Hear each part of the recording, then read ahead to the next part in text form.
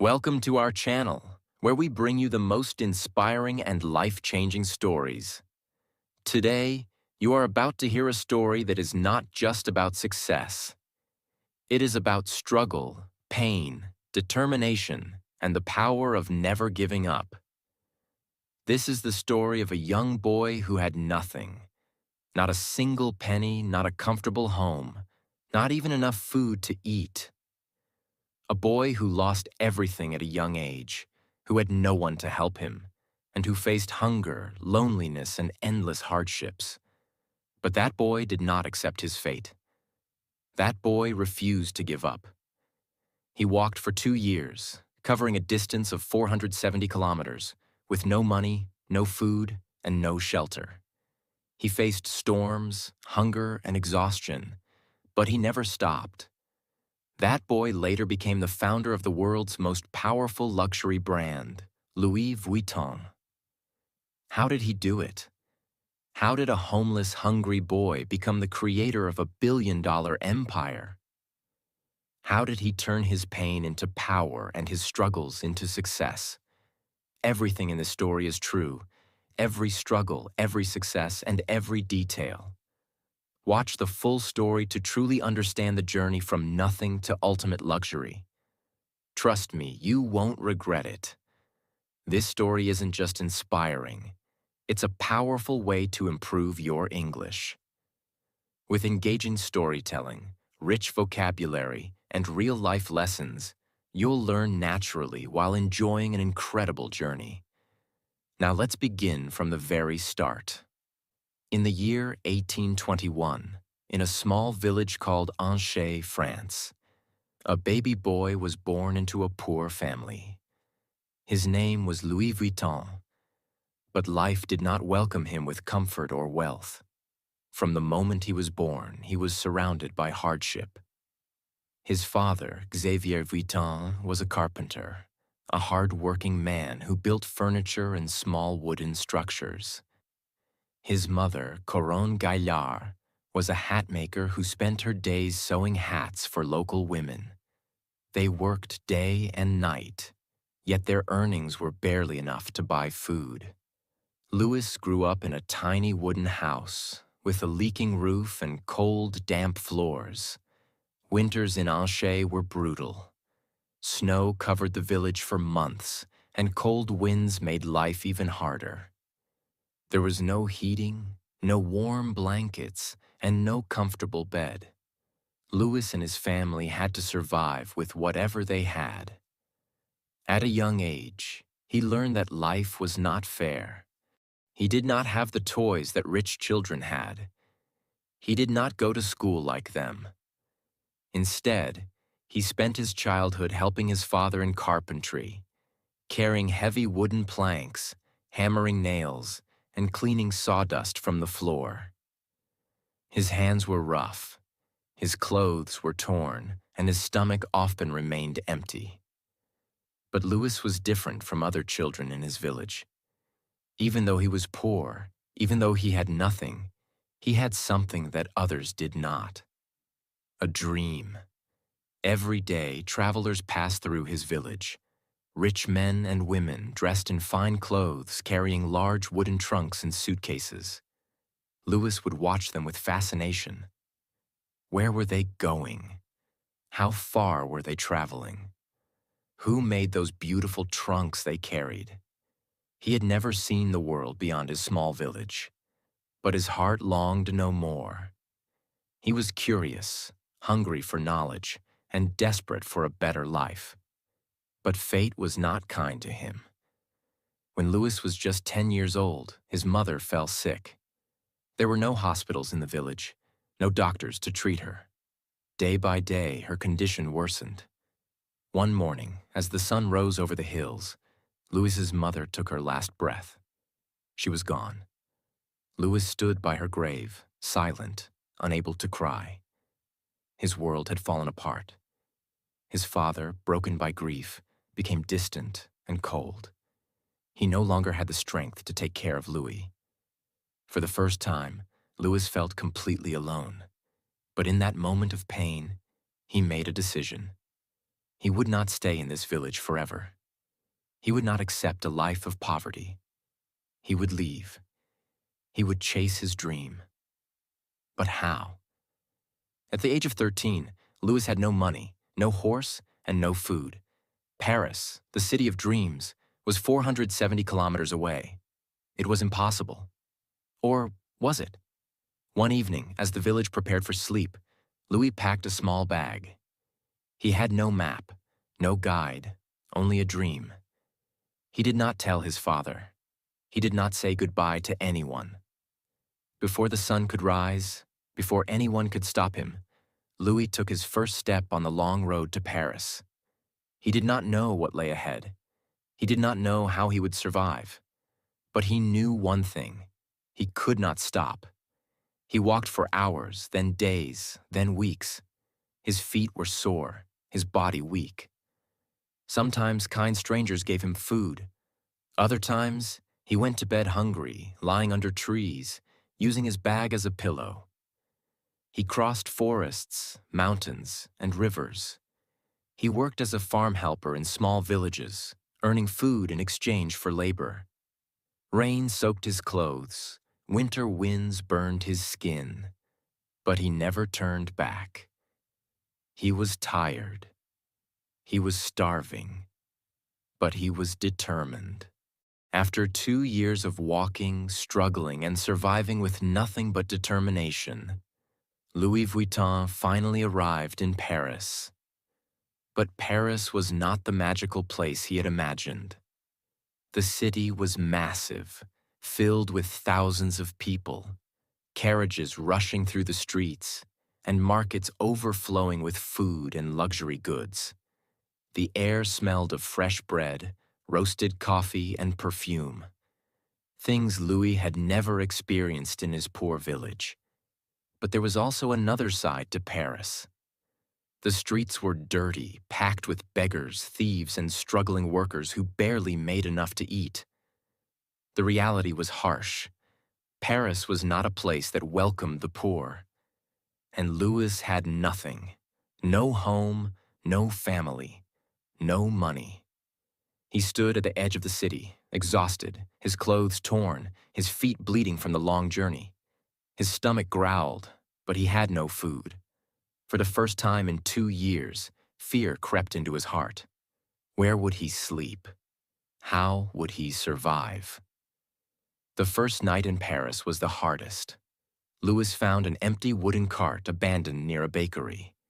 He crawled inside, pulled his small bag close to his chest, and tried to sleep.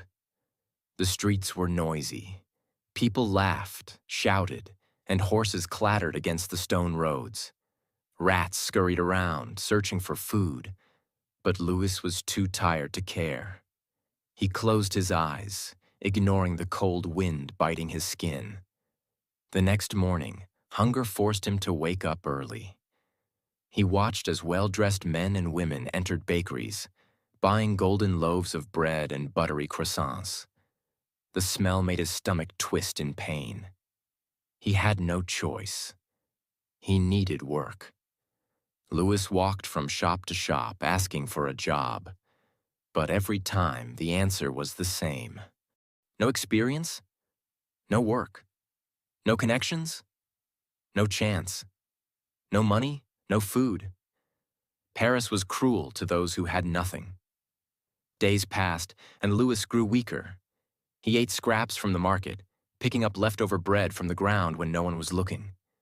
His body ached. His clothes were dirty. He had never felt so alone. But he refused to give up. One evening, as the sun set over the city, Louis noticed a man struggling to carry a large wooden trunk into a shop. The man was sweating, his hands shaking from the weight. Without thinking, Louis ran forward and grabbed the other side of the trunk. The man looked at him in surprise but said nothing. Together, they lifted the trunk inside. The shop was unlike anything Louis had ever seen. Wooden trunks of all shapes and sizes lined the walls, some covered in leather, others decorated with brass locks and golden initials. It was a workshop, one of the finest in Paris. The owner of the shop, Monsieur Maréchal, watched Louis with sharp eyes. "You're strong for a boy your size," he said. "What's your name?" "Louis Vuitton, sir? What do you want?" Louis took a deep breath. This was his chance. "I want to work." Maréchal raised an eyebrow. "Can you make trunks?" Louis hesitated. "No, sir, but I can learn." The old man chuckled. "Everyone says that, but not everyone is willing to do the hard work." Louis's stomach clenched. He had come too far to be rejected again.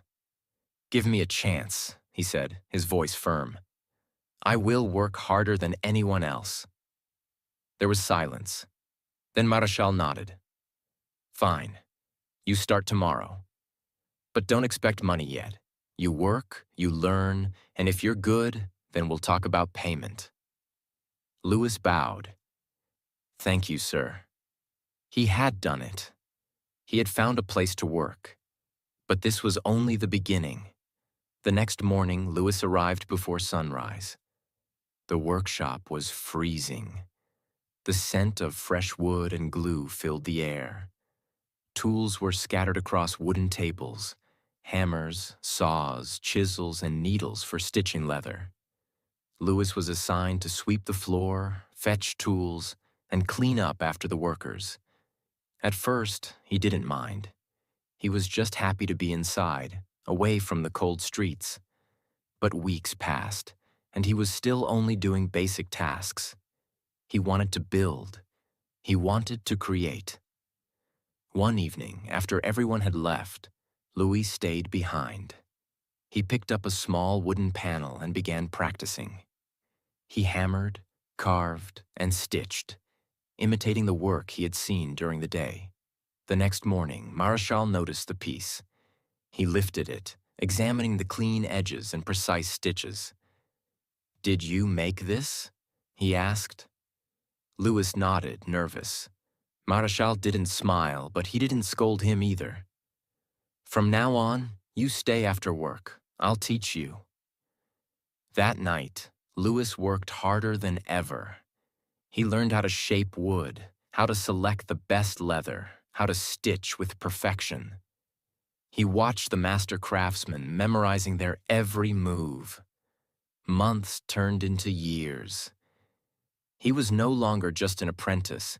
He was becoming a craftsman, and people started to notice. By the time Louis was 20 years old, his hands were no longer those of a poor village boy. They were the hands of a skilled artisan. He was faster than the other workers, more precise in his craftsmanship, and more creative with his designs. Nobles and wealthy customers began requesting him by name. "I want my trunk made by Vuitton." "That boy makes the finest trunks in Paris." His reputation grew. He was no longer just a poor worker. He was someone valuable. One day, a woman entered the shop. She was elegant, wearing a luxurious silk gown and a pearl necklace. But it was her name that changed everything. She was Empress Eugénie, the wife of Napoleon III, the ruler of France. She was not just another wealthy customer. She was royalty. Her silk gown shimmered under the golden chandeliers of the workshop. Her diamond earrings sparkled as she glanced around, unimpressed by the ordinary trunks lining the walls. But when her gaze fell upon Louis, her sharp eyes narrowed. "Are you the young craftsman they call Vuitton?" she asked, her voice smooth but commanding. Louis swallowed hard. He had worked for years, perfecting his skills, but nothing had prepared him for this moment. "Yes, Your Majesty," he replied, bowing slightly. She studied him for a moment, then turned to Monsieur Maréchal, the workshop's owner. "I need a trunk, but not just any trunk," she said. "I travel often, and my trunks are too heavy, too impractical. I want something elegant yet functional, something no one has ever seen before." Louis's mind raced. This was his chance. If he impressed the Empress, his name would spread through the entire country. But if he failed, he would lose everything. Louis had seen the problems with traditional trunks. Back then, travel trunks were bulky, round-topped, and difficult to stack. They were covered in thick leather, making them heavy and impractical. Most importantly, they were not designed for modern travel. But Louis had an idea, something that had never been done before. He stepped forward, his hands slightly trembling. "Your Majesty, what if I create a trunk that is light, elegant, and stackable?" he said. "A flat-topped trunk, covered in waterproof canvas instead of leather. It will be durable, easy to carry, and perfect for your travels." Silence filled the room. Marechal looked at Louis as if he had lost his mind. No one had ever dared to change the traditional design of a trunk. But Empress Eugénie tilted her head, intrigued. "A flat-topped trunk? Canvas instead of leather?" she repeated. "That is interesting. Can you do it?" Louis's heart pounded. "Yes, Your Majesty. I will create a trunk unlike any other." A small smile played on her lips. "Then do it, Vuitton. Impress me." For weeks, Louis worked day and night. He knew this was his moment to prove himself, not just to the Empress, but to the entire world. First, he designed the frame. Instead of using the usual thick, heavy wood, he chose poplar wood, which was lightweight yet strong. Next, he replaced the traditional rounded top with a flat surface. This simple change allowed trunks to be stacked neatly, making them perfect for long journeys. But the biggest innovation was the material. Instead of using leather, Louis experimented with a waterproof try-on canvas, a light gray, durable fabric that resisted moisture and stains. It was unlike anything seen before. Days turned into weeks. Louis barely slept. His hands were covered in cuts and glue. He skipped meals, too focused on making the perfect trunk. When the final piece was ready, it was breathtaking. The canvas shimmered under the light, smooth and elegant. The brass locks gleamed, securing the trunk tightly. The craftsmanship was flawless. It was not just a trunk. It was a masterpiece. The day of the presentation arrived. Louis stood in the grand hall of the Empress's palace, his heart pounding. Nobles and high-ranking officials whispered as they glanced at him, unimpressed by the young craftsman in simple clothes. The Empress entered, her gown flowing behind her like water. Her eyes fell on the trunk. For a long moment, she said nothing. Then she reached out, running her fingers over the smooth canvas. She inspected the locks, the stitching, the finish. Everyone held their breath. Finally, she looked at Louis. "Vuitton," she said, "this is extraordinary." Murmurs spread through the room. Marechal, who had once doubted Louis, stared in shock. "From now on," the Empress continued, "you will be my personal trunk maker." It was done.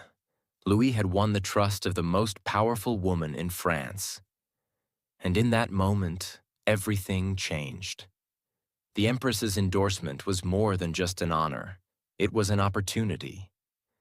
Suddenly, the elite of Paris wanted Vuitton trunks. Aristocrats, politicians, and wealthy travelers all placed orders. But there was a problem. Louis was still just a worker in Marechal's shop. No matter how talented he was, he would always be under someone else's control. He needed to break free.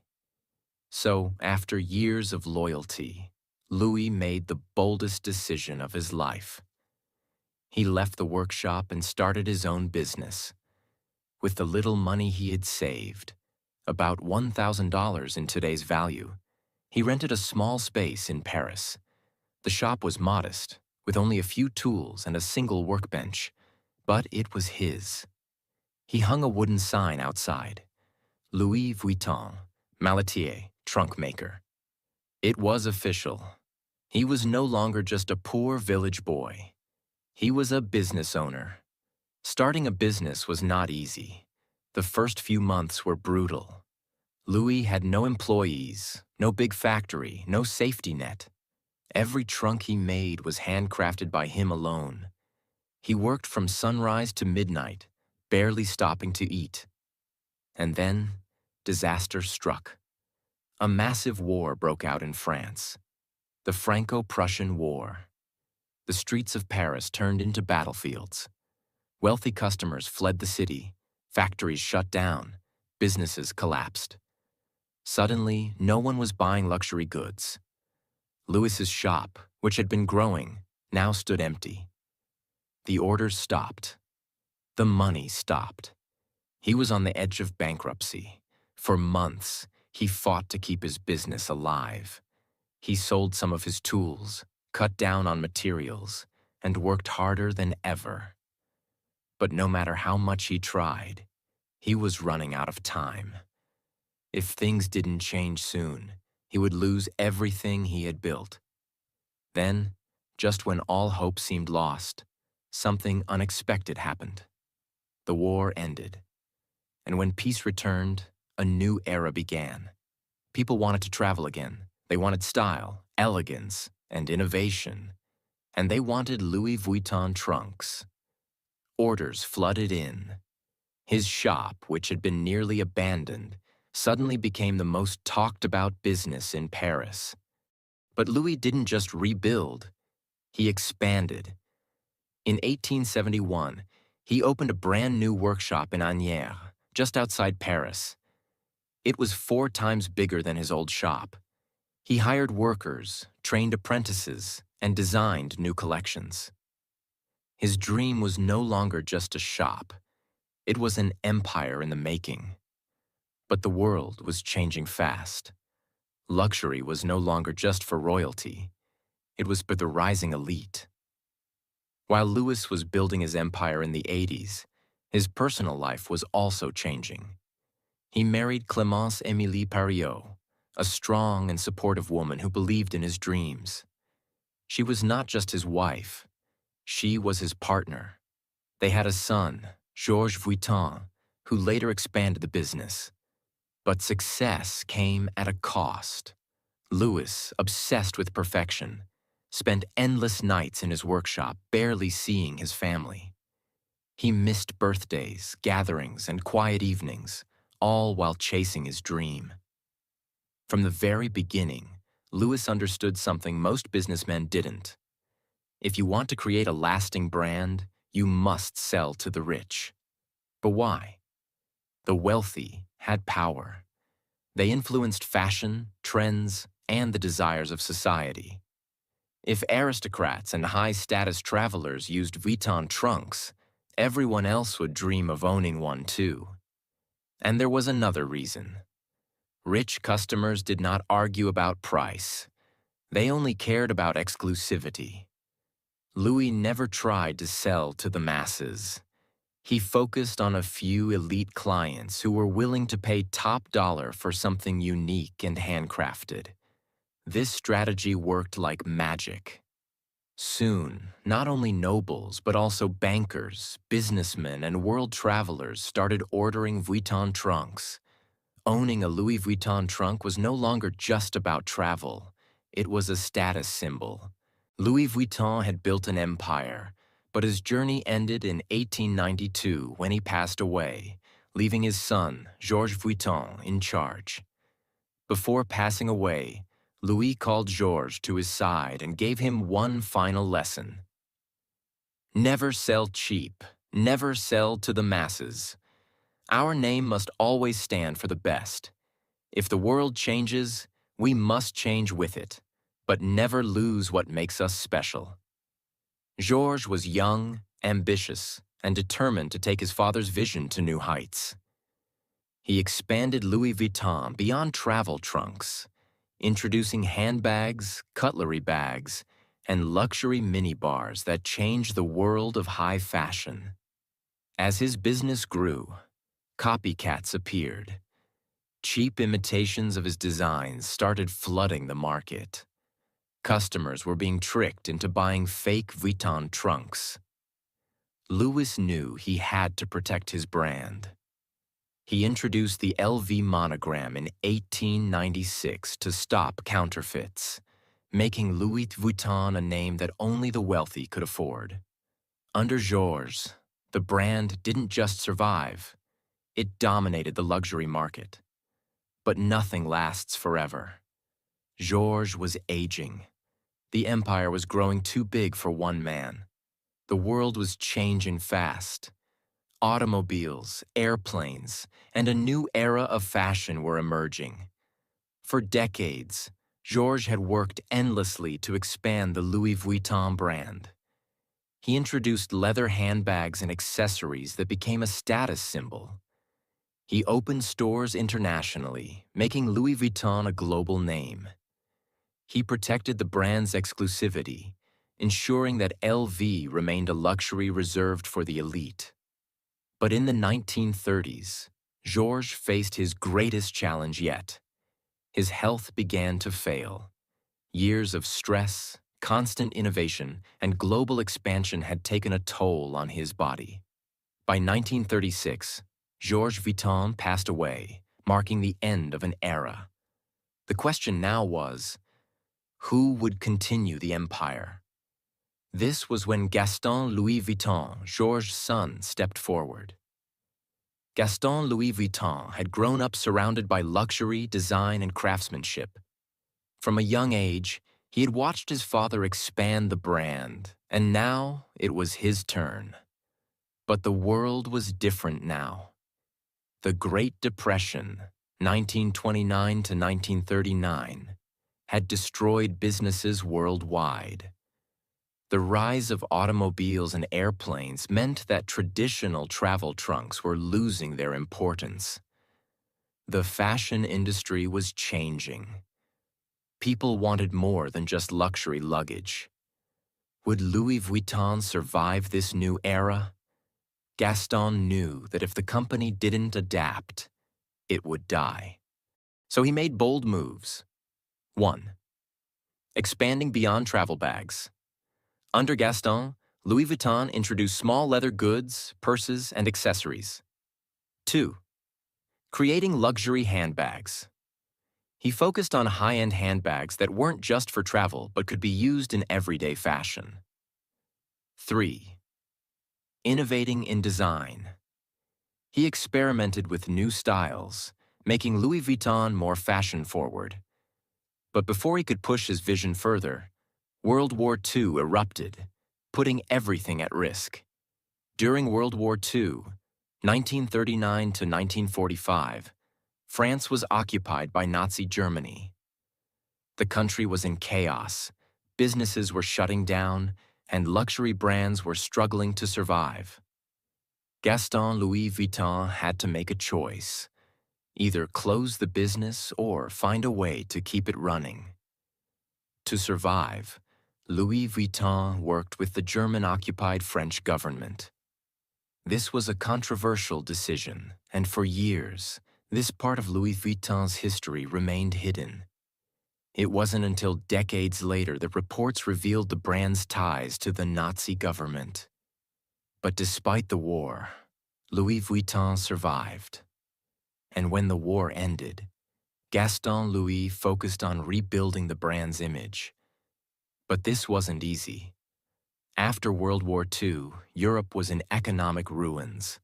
The luxury market was weak, and people weren't thinking about expensive handbags or designer luggage.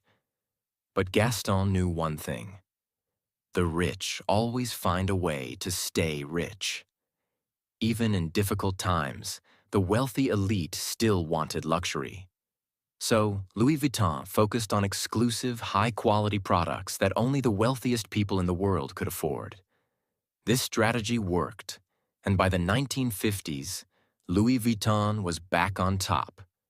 During this time, Louis Vuitton introduced some of its most famous handbags, including the Speedy bag, designed for fashionable women on the go; The keep-all bag, a stylish modern alternative to traditional luggage. The Noe bag, originally made for carrying champagne bottles in luxury. Louis Vuitton was no longer just a travel brand. It had become a fashion icon. But Gaston Louis was getting older. Who would take the empire into the next generation? By the 1960s, Louis Vuitton had grown into one of the most respected luxury brands in the world. But the world was moving faster than ever. New fashion trends were emerging.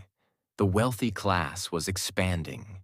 Competition in luxury was increasing. Gaston Louis knew the company needed fresh ideas. So he brought in his son-in-law, Henri Racamier, to help modernize the business. Henri was a brilliant businessman with a vision. He believed that Louis Vuitton could become bigger than ever. His goal? Turn Louis Vuitton into the most powerful luxury brand in history. And this decision would change everything. By the late 1970s and early 1980s, Louis Vuitton was already an established luxury brand, known for its exclusive luggage, handbags, and accessories. But it was still operating like a traditional family business. The world was changing, and if Louis Vuitton wanted to dominate, it needed a new strategy, a new vision, and a new kind of leadership. This was when Henri Racamier stepped in. Henri Racamier wasn't a designer, and he wasn't a traditional businessman. He was a visionary. When he took control of Louis Vuitton, he saw one thing clearly. This wasn't just a brand. It was an untapped gold mine waiting to explode into a billion-dollar empire. But there was a problem. At that time, Louis Vuitton was selling only to a small group of elite customers in Europe. It was respected but not yet a global powerhouse. So Henri made bold, risky moves that would change the history of luxury forever. 1. Expanding to the richest markets. Instead of just selling in France, he pushed into the US, Japan, and the Middle East, places where the wealthiest people in the world were hungry for luxury. 2. Raising the prices. Henri knew one thing. The more expensive an item is, the more people desire it. He increased prices to levels that only the rich could afford. A Louis Vuitton handbag wasn't just an accessory. It was a symbol of status. 3. Luxury shopping experience. Louis Vuitton stores were no longer simple shops. They became palaces of luxury where customers felt special. Every store had private shopping areas, champagne service, and VIP treatment. But this was just the beginning. Louis Vuitton wasn't trying to sell to everyone. The brand targeted the top 1% of the world. The millionaires, billionaires, celebrities, and royalty. This was why they introduced limited edition bags, exotic leather products, and even private made-to-order collections. Some of the most exclusive Louis Vuitton products included crocodile skin handbags. Some LV bags are made from real crocodile leather, which makes them extremely rare and expensive. Prices for these bags start at $50,000 and can go up to $100,000 or more. Python and ostrich skin bags. These bags are handcrafted using python, ostrich, and other exotic skins, making them not just accessories but collector's items. Custom mini bars and cutlery bags. Louis Vuitton even introduced luxury mini bars and cutlery bags for the ultra-rich, designed to be used in private jets and yachts. These items could cost hundreds of thousands of dollars. Unzippable travel trunks. One of the most iconic LV products is the custom-made travel trunk, which can cost up to $500,000 depending on the customization. But there was one problem. When a brand becomes too exclusive, counterfeiters start trying to copy it. As Louis Vuitton's popularity grew, fake LV bags flooded the market. In the 1980s, knockoff versions of Louis Vuitton handbags were being sold on the streets of Paris, New York, and Tokyo. This was a huge threat to the brand's image. If everyone had a Louis Vuitton bag, it wouldn't be special anymore. So Henri Racamier launched one of the biggest anti-counterfeiting campaigns in history.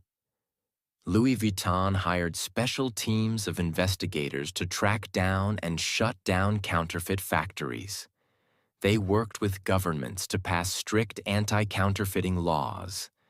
They introduced special security features in their products to make them harder to fake. But Henry knew that to truly dominate the market, Louis Vuitton needed to become more than just a luggage brand.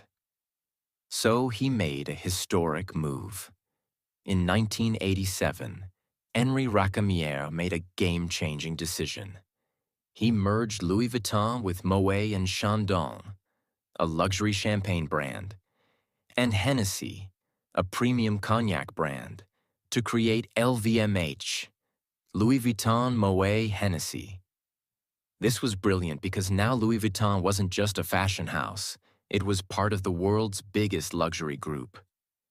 With this merger, LVMH controlled dozens of luxury brands, expanded into fashion, jewelry, cosmetics, and alcohol, became the richest luxury company in the world. But Henri Racamier didn't get to enjoy his empire for long. As LVMH grew, a new player entered the scene, a young businessman named Bernard Arnault. Arnault was hungry for power. He saw that LVMH was a golden opportunity, and he wanted to take control.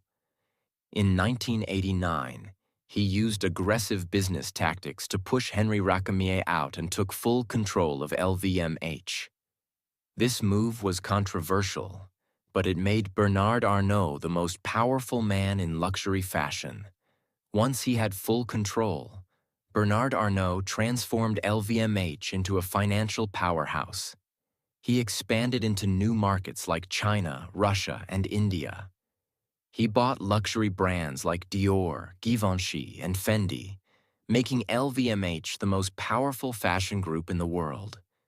He introduced super high-end products with prices reaching millions of dollars.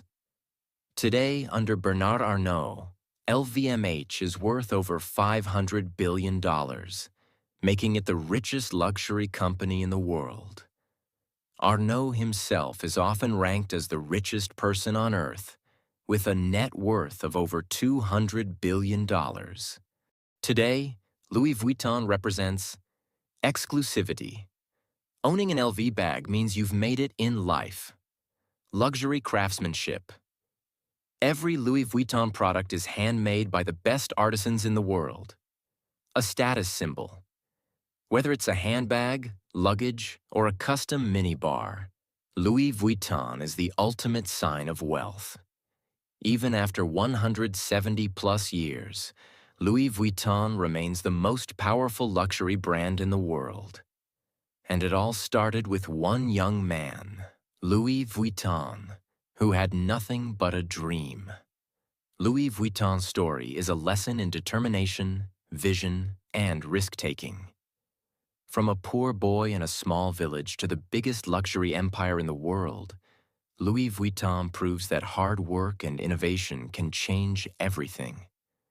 Every step, from handcrafting trunks to creating billion-dollar handbags, was built on excellence and exclusivity.